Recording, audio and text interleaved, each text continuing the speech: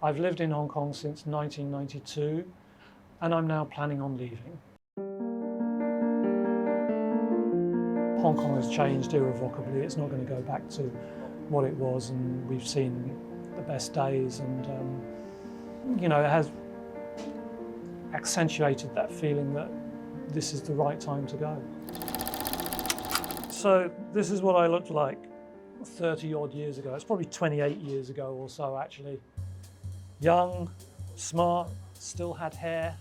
And I do remember the scaffolding on Nathan Road with all the neon at night. And it was very, very atmospheric.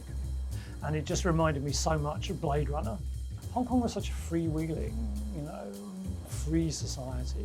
People really have no filter in how they express themselves. When you look at the media, as it used to be, very kind of vigorous. And we are here in the FCC, and this is where I had my first journalism interview. So that this place has a certain significance for me, something that I wouldn't forget easily. So this is Chungking Mansions. This is the first place I came to when I got off the plane. It's the place to come, or certainly used to be, if you want a fake Rolex watch, or a cheap curry, or indeed a cheap dormitory bed. Just really hasn't changed at all. So, to my memory anyway. I think one of the striking things about Hong Kong is just how you have these extremes of wealth.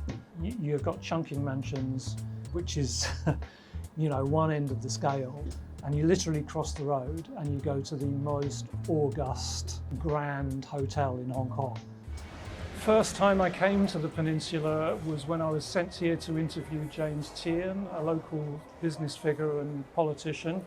His secretary said to me, "He'll meet you in the peninsula," and I said, "Where's that?" And his secretary laughed at me and said, "You're working in Hong Kong and you don't know where the peninsula is." So that was my first visit here. I didn't realise I had been living opposite it after I first arrived in Hong Kong, but in a quite different environment. Hong Kong, when I arrived here, was in the middle of a massive economic boom. The city was sort of brimming over with nervous anxiety, that everyone was in a hurry to make money, to get foreign passports, to move out, or at least have a route out. Well, of course, there's the handover itself from '97. The sovereignty had changed. It was now part of China again. Life just really kind of carried on as normal. Quite interesting to see just, how the skyline has changed. There's a lot of new buildings. It's kind of interesting. The Hong Kong Convention and Exhibition Centre over there hadn't been built. The land that stands on was also sea at the time. That's where they held the handover ceremony 25 years ago. I think there was more of a sense of possibility when I arrived in '92. Things were still kind of growing fast. China was sort of in some ways still kind of getting started. And I think as Hong Kong got richer and richer and richer, obviously, and the young people, the young generation particularly, don't seem to feel that sense of possibility that was there 25, 30 years ago. The biggest change by far was the passing of the National Security Law 2 years ago.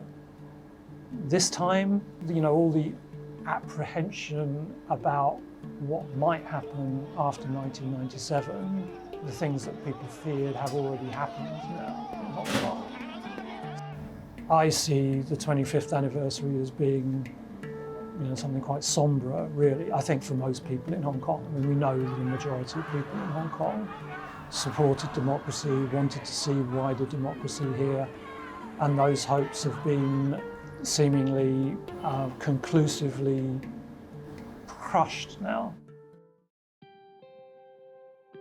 But I don't think that people fundamentally have changed. I think they're the same. And there are many things that I love about the way Hong Kong people are. Resilience, adaptability, and a never say die attitude, and also kind of humour and irreverence as well. I will miss Hong Kong. There's many things I will miss about Hong Kong.